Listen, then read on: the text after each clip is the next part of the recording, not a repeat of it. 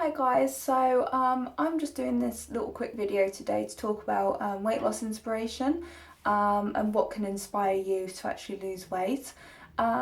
So just to kind of give a little bit of background, I'm someone who's been through the whole process myself where a year ago I was 11 stone, in March 2015 I was 10 stone 2, and now in October 2015 I'm now 7.5 stone. So I've been through that whole process of losing weight, and I'm glad to say that I've done that without the use of a gym, without the use of any of these meal plans that you see advertised on the television, where they send the little kind of lunches that are calorie controlled and all that.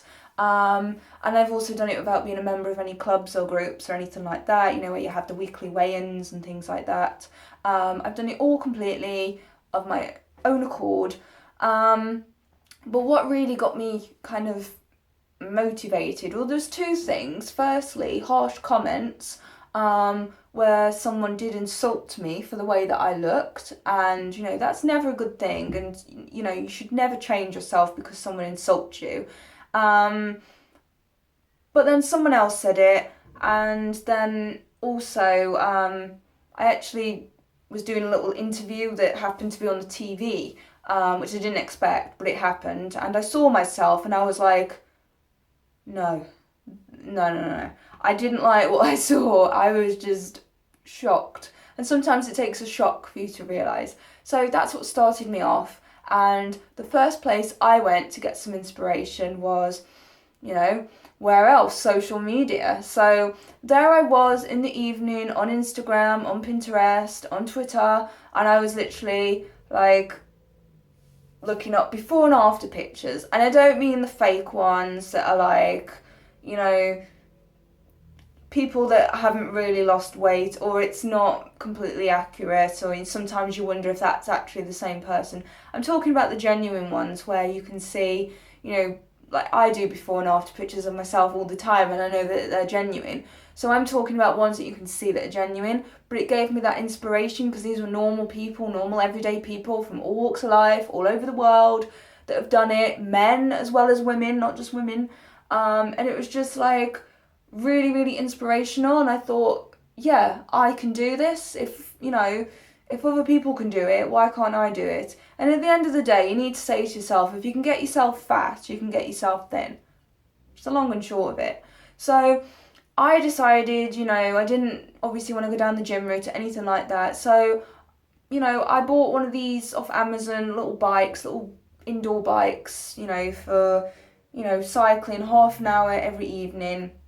I did that, and I got myself, that was only about, I only paid £15, but they were about £45. And I also got a trampoline, which you can get from places like Argos. So if you're an American, they're rebounders, or, they're called various things. But basically, it's a miniature trampoline.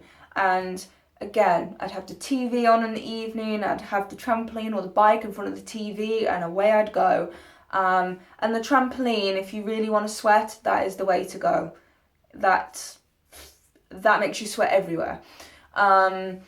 So I do all that for my cardio, and then I bought a couple of dumbbells that were just 3 kilogram dumbbells, and a kettlebell which was it's 8 kilogram. And then I just go swinging them around in the evening as well, and then I'll do like my normal strength training, like sit-ups, push-ups, planks, things like that, leg raises. I do all that, and sometimes get the old hula hoop out, and I will hula hoop. So that's also quite fun.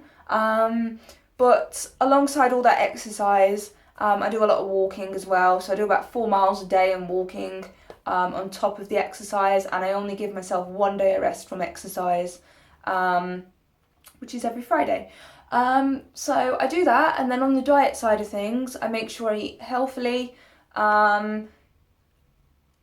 Yes, I would say don't deprive yourself, but the reason I'm not going to go into that is because I'm someone who people would consider does deprive themselves, but that's because I know from past that if I eat a chocolate bar or a biscuit or anything like that, I know that one isn't going to satisfy me. I'm going to end up wanting to eat them all. And before you know it, I've got a taste for them again. I'm getting back into sugar. The sugar's hooked me, and I'm just buying chocolate and crisps and donuts and God knows what all the time, and I'll eat them. And you know, people say, oh, don't be silly. That won't happen from eating one. It will. I know myself. I know what I'm like. You know, I'm not being funny. I suppose I would compare it to someone who might smoke. They might not smoke for a while, and then all of a sudden they have that taste of that cigarette again, and before they know it, they're smoking. Or even, you know, someone who, like if alcoholics go sober, they cannot drink it ever again. I feel like I'm like that when it comes to chocolate and biscuits, you know, to be quite fair. So I do avoid them at all costs. So I like to eat healthily, but also I like to make sure that my portion sizes are quite small, because, you know, you can have a plate full of healthy food, but if you're eating big meals still, you're still going to increase your calorie intake and you need to reduce it. So you need to be in a deficit of your calorie intake.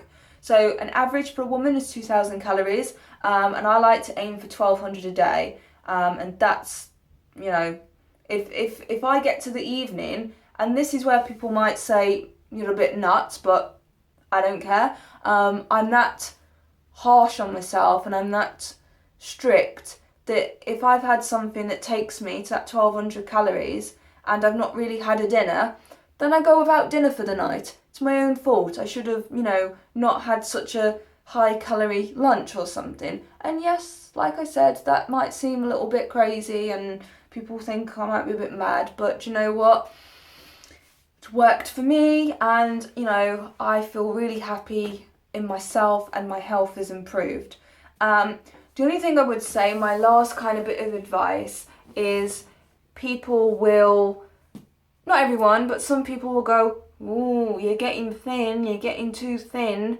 And I do find that a little bit frustrating because I know that, yes, I can be thin. You can see bones and I have thin arms and everything. But you know what? I'm healthy, I'm happy, I'm eating. So there's not a problem. So, you know, it does annoy me sometimes. And I think what people need to understand is when they're used to seeing you a certain weight, that you can look thin to them, but it doesn't necessarily mean that you are thin in the sense of too thin. So again, you know, look at yourself. If you're happy with what you're doing, if you've got to a weight that you're really comfortable with and you're happy in you know, the clothes that you wear and how you look, then stick with that, even if you are big, or you know, you don't have to be thin to be happy. But for me, I wasn't happy and now I am happy, and I feel like I still need to do a little bit more on my weight loss. I feel like I've still got a little bit more to go, because I'm not 100%, but that is my right to be able to do that. And to hear people saying to me, oh, you're getting thin, it's like, is all I will say to that. You need to be happy in yourself. So I would seriously say, once you've found something that's working for you and you're happy to continue doing it, keep doing that. But, you know, just like I said, you know, it's like I keep saying, you know, as long as you're happy, that's the main thing. You know, don't go by what anyone else thinks, because I certainly do not. So yeah, so I hope this has been useful. And it's meant to be inspirational, so I hope it has been a little bit. And thank you for watching. Bye.